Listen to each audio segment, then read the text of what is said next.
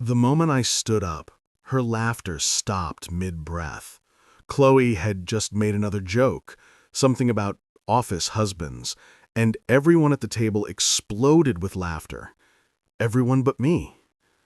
I was already sliding my chair back, careful not to knock over the ceramic cup of untouched cappuccino in front of me.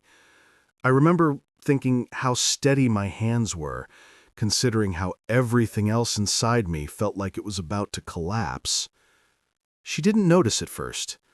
Too busy tossing her hair, too busy adjusting her blazer in a way that screamed, "Look at me, but don't say you are."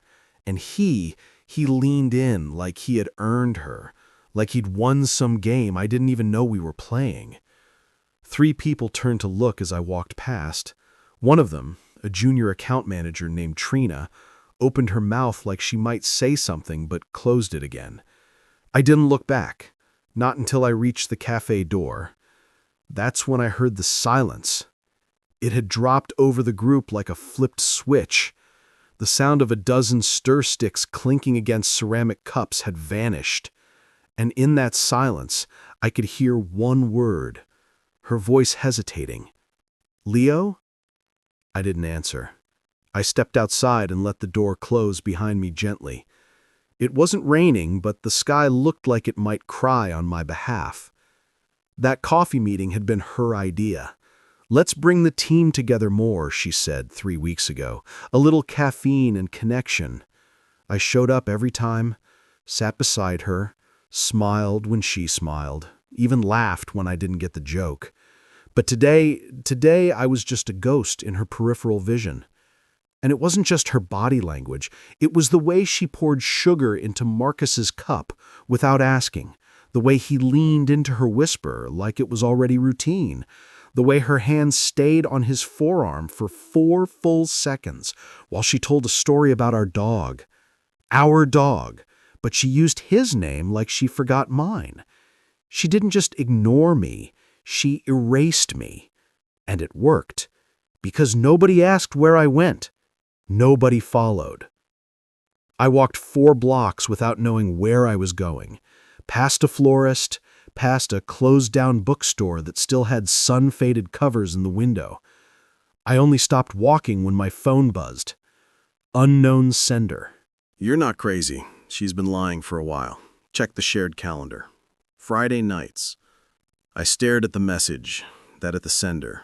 No contact name, no photo, just a number I didn't recognize. The shared calendar. I opened it. My hands were suddenly not so steady anymore. Friday nights were blocked off, every week labeled "Client Debrief, Do Not Disturb." I never questioned it. I just heated leftovers and watched reruns while she worked late. But the calendar had attachments, hidden at first until I scrolled far enough. Receipts. A hotel confirmation. A dinner reservation for 2, all with timestamps that lined up perfectly. And that's when I understood. This wasn't just about coffee. This wasn't about Marcus making her laugh. This was the beginning of the part where everything I believed about my marriage would start peeling away. Quietly, brutally, and in public. I don't remember walking home. I really don't. One minute I was standing outside Morning Roast staring at that message, and the next I was inside our apartment, the door half shut behind me, my shoes still on. I stood there in the hallway like I'd forgotten how living in my own home worked. Everything looked exactly the same. Her coat on the hook, our keys in the bowl, the candle on the table that she always lights but never finishes. But suddenly all of it felt rented. Like nothing inside these walls belonged to me anymore, not even the air. I sat down on the couch and opened the shared calendar again. I didn't want to. I didn't want to keep digging, but you know that sick part of your brain that needs to know everything even if it's going to break you? That part won. The timestamps matched 2 perfectly. Dinner reservations at a place I couldn't afford even if I skipped 2 months of rent, a massage appointment with 2 names on the receipt, a wine tasting, hotel check-ins logged through her company's travel portal under client relations. Of course it was all there. All of it. quietly sitting in the calendar I helped her color code 3 years ago. I didn't even know who the sender was. The message was gone by the time I tried to reply. Deleted. No history, just the echo of what they'd shown me. I tried to calm myself down, repeating useless little things like, "There has to be an explanation," or "Maybe it's just work." But that kind of denial only works if you haven't already seen the evidence laid out like a roadmap to your own humiliation. It was almost noon when she texted me. "Chloe, hey, you okay? That was weird this morning. Can we talk tonight?" That was all. No apology, no concern, just detached curiosity, like I'd spilled a drink at brunch, not quietly walked out on the life we'd supposedly built together. I didn't answer. I couldn't. My fingers hovered over the screen for nearly 20 minutes before I finally threw my phone across the room. It landed on the rug and didn't even crack. Of course it didn't. I opened my laptop next. I hadn't checked my personal email in weeks. I mostly use it for coupons and software logins. But when I signed in, there were 2 new messages that caught my eye immediately, both from addresses I didn't recognize, both with subject lines that made my stomach turn. The first, "Thought you should see what she's been up to. Sorry." The second, "Not trying to hurt you, just tired of the lies." My heart thudded like it wanted to quit on me. I clicked the first email. Inside were photos. Her, in that same burgundy blazer she wore last Friday, standing outside the Holbridge Hotel with Marcus, laughing, hugging, kissing, his hand on the small of her back, her fingers in his hair. No shame, no hesitation. There was a time when the sight of her smile lit up my whole day. Now it felt like someone had set fire to my insides and walked away whistling. I closed the laptop. I couldn't take any more. But as I sat there on the edge of our beige sofa, with a half-eaten granola bar still sitting on the coffee table, I realized something sickening. She didn't even try to hide it. The calendar wasn't locked. The hotel wasn't out of town. The messages were out in the open. She hadn't tried to cover her tracks because she didn't think I mattered enough to check. I wasn't a threat. I was background noise. That broke me more than anything, because I always thought that if someone cheated, at least they'd feel guilty enough to be careful, that maybe it meant they still had some fear of hurting you. But this was something worse. It was complete emotional invisibility. I think I sat there for hours. I didn't cry. I didn't scream. I just kept asking myself the same question over and over again.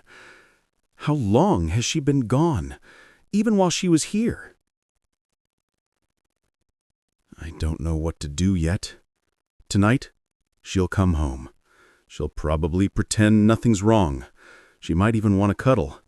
Maybe she'll heat up the leftover Thai food and act like we're still in some sitcom marriage. But something's changed in me now. Not anger, not revenge. Something quieter, something heavier. And tomorrow morning, I already know what I'm going to do. She walked through the door like nothing had happened. Like I hadn't left that cafe in total silence.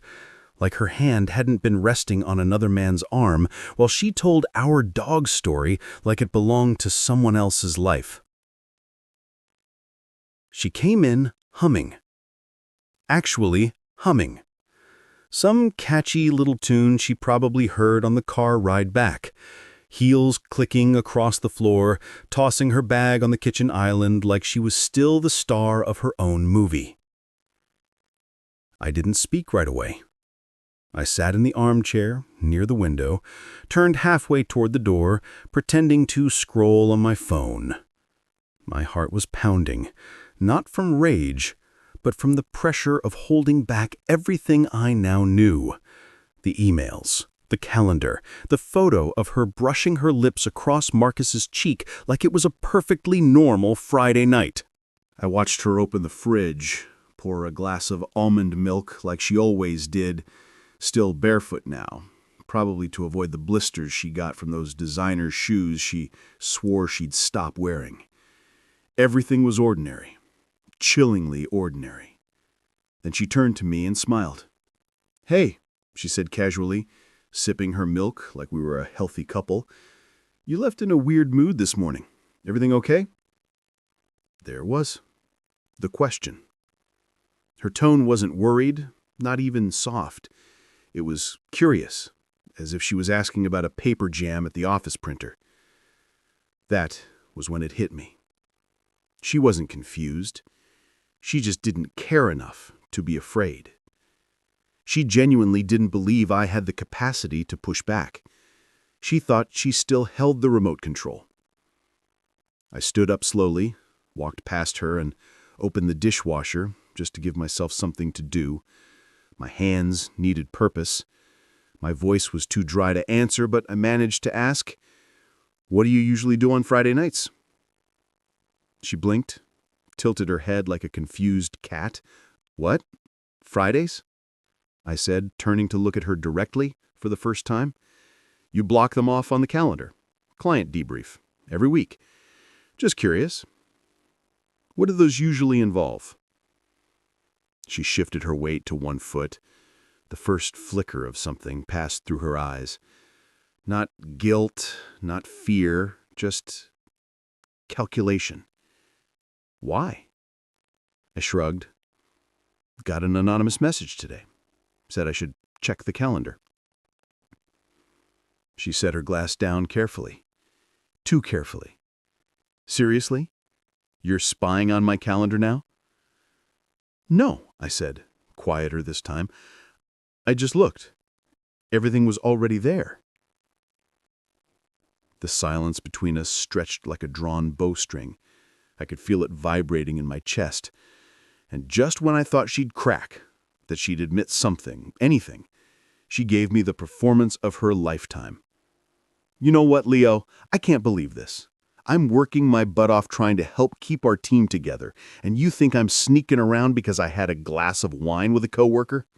She laughed, short and sharp. Unreal. I didn't move. I just let her unravel on her own. She paced the kitchen like a lawyer on closing arguments, arms flailing, voice rising. She tossed out phrases like, "You never trusted me," and "You're always reading into things," as if I hadn't seen the pictures with my own eyes, as if the scent of Marcus's cologne hadn't practically followed her into the apartment. When she finally stopped moving, she turned to me and crossed her arms. "Are you done accusing me, or are we going to keep pretending you're the victim in this marriage?" That was it. I walked over to the kitchen drawer, pulled out a small padded envelope and set it on the counter in front of her.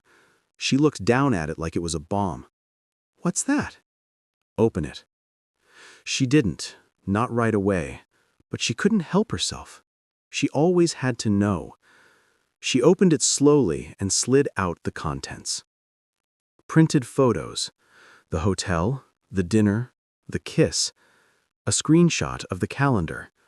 A receipt with Marcus's name next to hers. Her mouth opened, but no words came out. "I didn't print the worst ones," I said quietly. "Didn't see the point." Her face drained of color. She stepped back slightly, like the counter had become too hot to lean on. "Who gave you this?"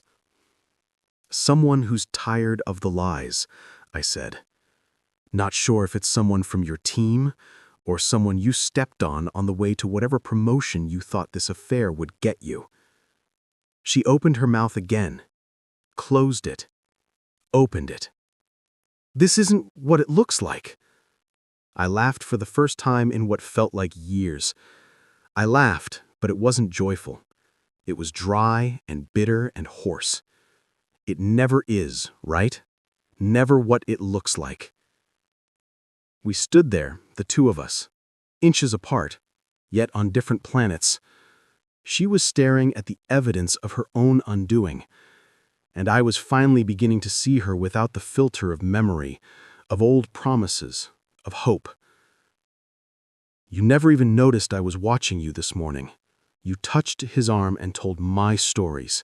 Our stories. And when I stood up, you didn't even blink until I was halfway out the door. That's the part that broke me, Chloe. Not the cheating. The erasure. She looked like she might speak again, might spin some last-minute tale, but then she didn't, because she finally saw that I wasn't bluffing. I'll sleep on the couch tonight, and tomorrow you can start figuring out where you're going to live. She nodded, barely. Her lip quivered, but she didn't cry. I guess even her tears had somewhere better to be. She didn't leave the kitchen right away. I went into the bedroom, closed the door, and sat on the edge of the bed, not even bothering to turn on the lights. I could hear her through the thin apartment walls, the faint, frantic tapping of her phone screen, the clink of the refrigerator door, the rustling of her pacing back and forth. She was unraveling, but doing it quietly, like she still thought she could control the damage if she just said the right thing next. And honestly, part of me expected the door to open and for her to come in, sit next to me, and start the healing process. Not because she deserved it, but because that's how these things usually go in the stories we tell ourselves. But the door didn't open. Instead, I heard the soft creak of the sofa cushions as she sat down in the living room, just far enough away to avoid confrontation, but close enough to pretend proximity still meant something. Then the silence set in. The kind of silence you only get after a truth bomb detonates, and all the fake intimacy has been vaporized. I didn't sleep that night. Not a minute. I just lay there with my eyes open in the dark, staring at the ceiling fan rotating above me like it might suddenly drop down and end the awkward suspense for good. The next morning, I got up early. Earlier than her, earlier than usual. I didn't want to be in the apartment when she woke up. I didn't want to hear her fake a yawn and pretend like we were still playing house, so I left a note on the kitchen table, short and cold. Don't talk to me until you've figured out what part of this story you're finally ready to tell the truth about. I walked to the park we used to visit when we first moved here. Back then, it was where we'd go to get away from the screens, sit on a bench, sip coffee, people watch, and dream out loud. It's amazing how many of those dreams were mine alone.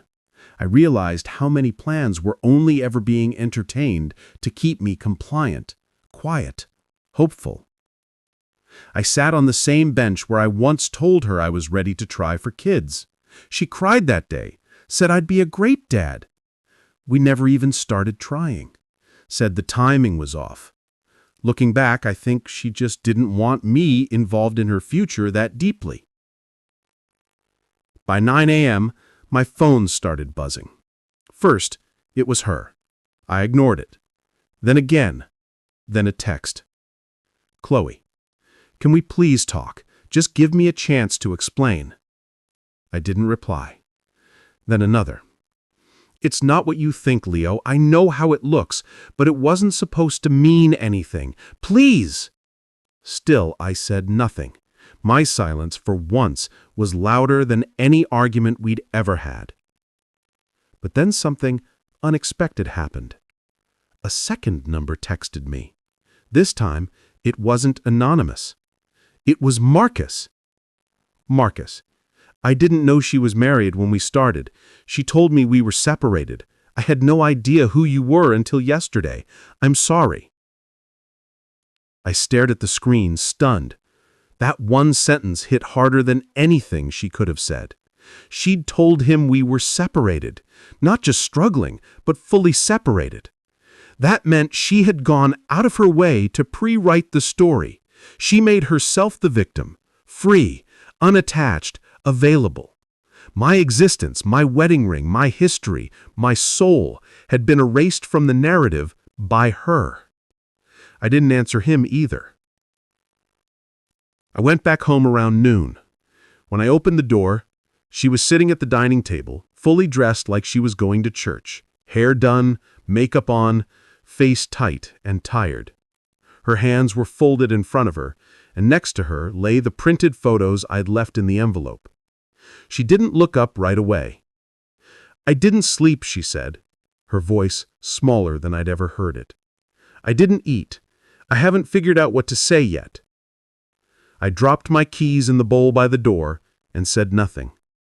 I didn't want to make it easy for her. "But I didn't tell him we were separated to be cruel," she added quickly. "I just didn't want to explain everything. I felt stuck, like if I said I was married, it would make me feel trapped again." I turned to her slowly. "So let me get this straight. You felt trapped in a marriage where you were free to lie, cheat, rewrite the truth, and then come home to a man who still believed in you." Her lips trembled. But I wasn't finished. "You didn't feel trapped, Chloe. You felt bored. And instead of talking to me, instead of trying to fix anything, you went out and constructed a whole different version of yourself, one where I didn't exist." She looked away then, like a child being scolded, only there was no parent coming to scoop her up this time. "I'll pack a few things," she whispered after a long pause. "Stay with a friend. Give you space." "You mean Marcus?" I asked sharply, and her eyes widened like I'd slapped her. "No," she said quickly. "God, no. That's over." I let the words hang in the air for a moment, then nodded slowly. "It's not space I need, Chloe. It's clarity. You can't rebuild something if you don't even recognize the wreckage." She wiped at her cheek. "Are you saying you're open to rebuilding?" I didn't answer, because I didn't know. I wasn't sure if I wanted to rebuild or if I just wanted to burn it all down and walk away with the ashes in my pocket. But I knew one thing for certain. She hadn't hit rock bottom yet. Not truly. And part of me, the part that had once trusted her with my whole heart, needed to see what happened when the lies ran out and all that was left was the truth she could no longer control. She didn't pack that day. She said she would, said she needed to grab a few essentials and go. But instead, she lingered around the apartment like someone stalling on a death sentence, waiting for a last-minute call from the governor. She moved from room to room, not really doing anything, touching picture frames, adjusting the pillows on the couch, opening drawers and closing them again. She wasn't looking for clothes, she was looking for leverage, something she could still use to tie me to her emotionally, like a thread she could yank when the unraveling got too real. I stayed quiet most of the day, deliberately. I needed her to feel the weight of her own voice, her own silence, her own uncertainty. I didn't offer her comfort anymore. I owed myself something, for once. That was new for me. Hard, but necessary. Around 6, she finally pulled her overnight bag from the closet. She threw in a few outfits, some toiletries, a book she was pretending to read. She zipped it all up and stood in the doorway of the bedroom, not looking at me directly, but waiting, like she wanted some cue, some permission to exit the stage. When I didn't give it, she walked out without another word. I watched the door close behind her, and for the first time in months, maybe years, I felt the apartment breathe. Not a peaceful breath, more like the sharp inhale after a long, suffocating silence. I sat down on the edge of the bed and realized how quiet everything had become. No footsteps in the hallway, no kitchen cabinets being slammed, no fake humming to fill the awkwardness between us. It should have felt freeing, but all I felt was numb. I stayed up late that night, scrolling through every trace of her digital life, not out of obsession, out of necessity. I had questions, and I was tired of waiting for filtered answers. Her old emails were still accessible through the shared work portal, though she'd probably forgotten that. That's when I found something I hadn't expected. It wasn't about Marcus, it was about someone else. The name Bryce came up in a few messages, older ones, from last year. There was no flirting, not on the surface, just a strange familiarity. Meetings outside work, inside jokes. One message said, "Can't believe you remembered that wine I liked. You really do pay attention." I clicked through more. A concert ticket stub in her inbox from a weekend she claimed to be visiting her sister. A photo buried in an old thread. Grainy but unmistakable. Her hand resting on a man's leg in a bar booth. A bracelet on her wrist I never saw before. That was when it hit me. Marcus wasn't the beginning. He wasn't even the middle. He was just the first one dumb enough to get caught in a photo. The betrayal had layers, and I had been living under all of them, like a man in a house with no roof, wondering why I kept waking up soaked. I wanted to scream. I wanted to smash something, but I didn't. I just sat there, rereading each thread, like I was reading an obituary for the version of my life I used to believe in. The next morning, she texted, "Leo, I'm at Kara's. I don't want things to end like this. Can we talk later?" I didn't answer. Not yet. Instead, I called someone I hadn't spoken to in over a year, my cousin Theo. He was the kind of guy who didn't ask too many questions unless he had to. He picked up on the third ring, and when I asked if I could crash with him for a while, he didn't even hesitate. "Bring a bag. No need to explain unless you want to." That was the thing. I didn't want to explain. Not yet. I just wanted to be somewhere where no one had ever said my name like it was an inconvenience, where the walls hadn't absorbed every argument, where the scent of Marcus's cologne wasn't still clinging to the throw pillows she brought home from that cute boutique last spring. I left her a note again. This one was shorter. "You left me a long time ago. I'm just catching out." I grabbed a duffel, packed light, and walked out. As I passed the kitchen, I looked back at the table one last time. There, half tucked under a magazine, was something that didn't belong. An envelope addressed to her, not me. I don't know why I opened it, maybe part instinct, maybe part habit, but inside was a business card. Handwritten on the back, "Thanks for last weekend. Let me know if Chicago's too small for your secrets. B." No last name, no number, just an initial. I dropped the card on the table, took one final look around, and closed the door. And that's when I realized she hadn't lost me. She had been gambling that I'd never leave, that I'd always be the safe bet, the fool with a quiet heart and an empty threat. But I wasn't that man anymore. I wasn't the backup plan. Theo's apartment was nothing special. One bedroom, a creaky floor, and a couch that made my back ache after 20 minutes. But for the first time in a long time, I felt human again. There were no perfume traces haunting the hallway, no nervous glances across the dinner table, no artificial smiles forced into the space between passive-aggressive comments. Just silence. Peaceful, undecorated silence. He didn't ask much that first night. Just handed me a beer and turned on the game, even though neither of us cared who was playing. I think he understood that silence wasn't just comfort for me, it was survival. But the next morning, as I sat in his kitchen with a chipped mug full of lukewarm coffee, the questions finally came, gently.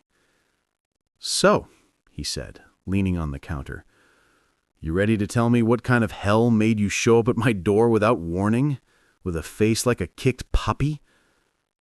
I let out something between a sigh and a half laugh. Then I told him. Not everything, not yet, but enough. About the cafe, about the calendar, about Marcus, about the photos, about the card from someone named B, about how my wife of 7 years had probably been cheating on me for most of them, while I held on to date nights and shared playlists like they were proof of a future she'd already checked out of. He listened. No interruptions, no judgment. When I finished, he let out a low whistle. "Damn," he muttered. "She really ran you through the mud." I nodded, and I kept thanking her for the ride. Theo shook his head, grabbed another mug, and poured himself a coffee. "You know what the worst part is?" he said. "You're still halfway hoping she texts something that makes it all make sense." And he was right. I didn't want her back, but I still wanted her to say something that would pull the pieces into a picture that didn't make me look like an idiot. Some kind of narrative that made her betrayals feel like a detour instead of a full exit. But that illusion was shattered before I even left the apartment that morning. Because when I opened my inbox, not my personal one, but the shared company account I still hadn't been locked out of, I saw something I wasn't meant to see. An invitation, sent accidentally, probably from one of her automatic contact groups. Subject: Chloe and Marcus, New Horizons launch mixer. Location: the Hallbridge rooftop. Date: Friday 7 p.m. Note: join us to celebrate a fresh start with friends, colleagues, and opportunity. My throat went dry. I read it twice, then 3 times. A fresh start.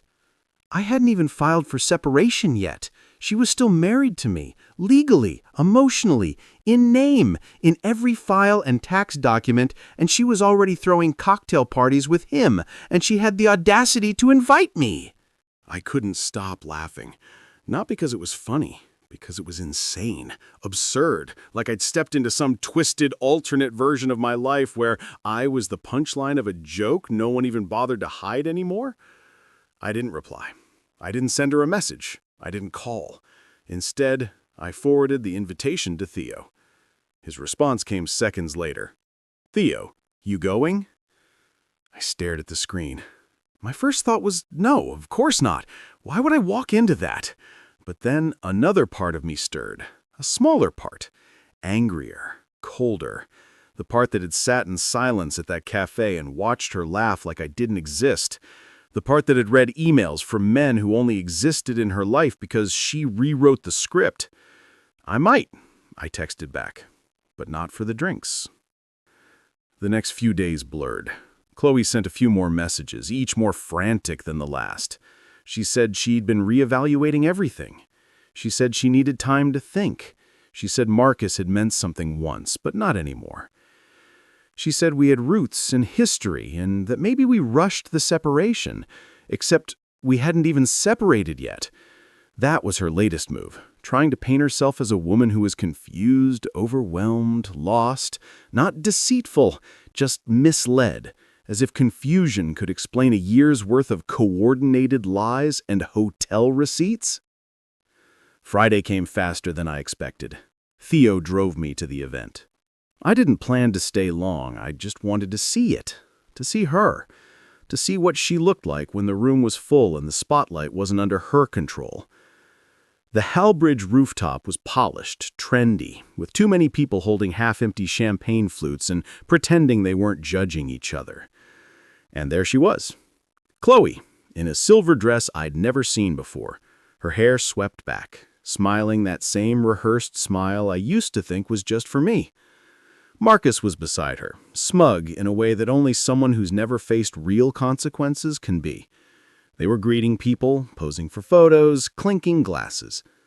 But then she turned, and she saw me. And for the first time, she looked scared. Not confused, not guilty, scared. Because for once, I wasn't where she expected me to be. I wasn't home waiting. I wasn't hurt and hiding.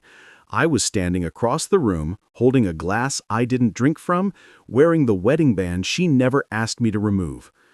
And she knew. She knew the show was over. She tried to recover quickly. That's what she was always good at.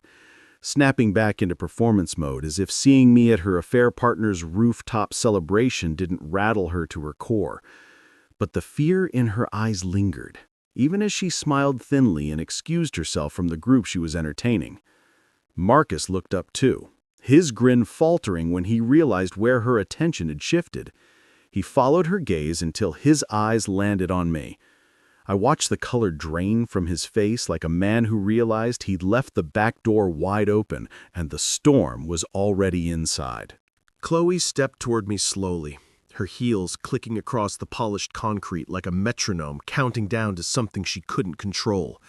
Her mouth opened slightly, but before she could speak, I calmly raised my hand, not in anger, but like I was motioning for her to pause. And she did, Right there, in the middle of the rooftop she had transformed into her new kingdom. She stopped. "Don't," I said, quiet but firm. "Not here, not now." A few people turned, recognizing me. Whispers started. It was subtle but unmistakable. One woman from the design department looked at me, then Chloe, then Marcus, her eyes bouncing like a pinball, and I could almost see the equations solving in her head. The gossip would spread like wildfire, and that was the point. She tried to lower her voice. "Leo, please, let's talk somewhere private." I leaned on just slightly, close enough that she'd feel the heat of her mistake come right back at her. "You threw a party with the man you cheated on me with. You emailed half the company. There's nothing private left." She blinked rapidly, her confidence melting away by the second. Marcus stepped forward then, like he thought this was his moment to step up, to be her knight in wrinkled linen armor. "Man, look," he started, raising both hands like I was a bomb about to go off. "I didn't know. I told you, if I'd known you were still together, I would have—" "What?" I interrupted, turning to him. "What? You would have what? Waited until after the divorce was finalized before sleeping with her in a hotel room she booked with our joint credit card?" He flinched at that. A few more people turned. Conversations paused. Glasses froze mid-air. And then, right on cue, Theo walked in. He wasn't dressed for the party. No jacket, no slick-back hair, just jeans, a black shirt, and an expression that said he was only here to make sure I didn't back down. He walked straight toward me, put a hand on my shoulder, and nodded like this was just another Tuesday. And then he said it, the line that shattered the glass over every cocktail in the room. "So this is the guy you threw your marriage over. Yikes." You could hear a fork drop. Chloe turned a shade paler than I thought human skin could go. Marcus actually stepped back like Theo had physically shoved him. I looked Chloe in the eye, really looked, and what I saw wasn't just shame, it was collapse. She wasn't in control of the story anymore. She wasn't the misunderstood wife or the powerful career woman navigating difficult choices. She was just a woman standing in the ruins of a life she thought she could cheat her way out of. I took a breath. Then I reached into my pocket, pulled out my wedding ring, and set it on the tray of untouched champagne beside me. "You don't get to rewrite what happened," I said. "You don't get to reframe the timeline or recast the villain or crop me out of the story." She stared at the ring like it had betrayed her too. "Leo, wait," she whispered, stepping closer. "We can still talk. I made mistakes, but I never stopped loving you." I stepped back. "You didn't love me. You loved the idea of me. Quiet, reliable, always waiting at home while you tried on other lives to see if they fit better." Her lip trembled. "You don't understand. I wasn't trying to hurt you." "And yet," I said, "you managed to, anyway." Theo and I turned to leave. I didn't look back, even when I heard a glass fall, even when I heard someone call Chloe's name like she might faint, even when Marcus muttered something under his breath that sounded like an apology to no one in particular. Downstairs, we stepped into the night air. It was cool, breezy, and for the first time in what felt like years, I could actually breathe. "She's going to call you tonight," Theo said as we walked toward his car. "I know," I replied. "You got an answer?" I didn't say anything for a moment. Then I smiled, not bitterly, but peacefully, and said, "Only if I feel like hearing another lie." He laughed. That's the guy I was hoping would show up. I leaned against the car, closed my eyes for a second, and whispered to myself, "She can't rewrite it now. Not with this ending." And somehow, that felt better than revenge. That night, she did call. I let it ring, then she called again. This time, she left a voicemail. I sat on Theo's worn-out couch with the phone buzzing beside me, screen glowing with her name, the same name that used to make my heart skip, now just a flicker of static. I didn't play the message. I didn't need to. I already knew how it would go. Tears, apologies, excuses, something about confusion, maybe a mention of therapy, possibly a vague promise that things could be different. But I wasn't waiting for her to change anymore. I was changing, and I needed the silence more than I needed her voice. In the days that followed, something in me started to settle. Not like dust, but like roots. For the first time in years, I was waking up without that invisible pressure in my chest, the kind that made you second-guess your worth before your feet even hit the floor. I walked more, I journaled, I called my mom. I remembered what my own laughter sounded like. Chloe texted again. Long messages, paragraphs filled with regret, reflection, desperation. She said the party was a mistake, said Marcus was out of her life, that it wasn't real, whatever it was. But I didn't respond, because she still didn't get it. The betrayal wasn't about a single man or a series of bad choices. It was about erasure, and I'd spent enough time trying to convince someone to see me when she'd already closed her eyes. One afternoon, about 3 weeks after the rooftop event, I got an email from a woman named Rhea. She worked in IT, someone I barely knew. We had exchanged maybe 5 words in all our years at the firm. She wrote, "I saw what happened at the mixer. I just wanted to say you weren't invisible. People noticed. And I hope you're doing okay."